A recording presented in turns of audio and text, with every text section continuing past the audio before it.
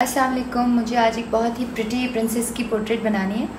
आपकी आंखों में बहुत रोशनी है और बेटियां तो मुझे वैसे ही बहुत प्यारी लगती हैं, तो बहुत सारी दुआएं आपके लिए and I am going to make you portrait इंशाल्लाह।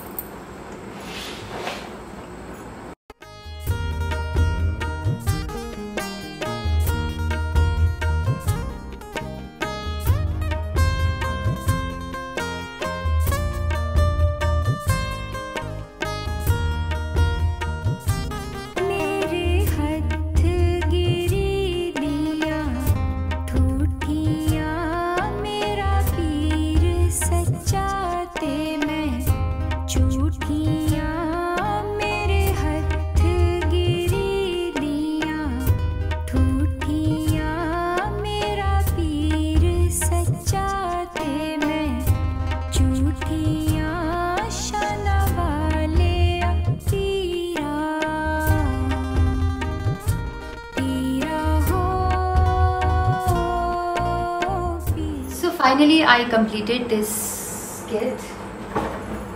Here he is.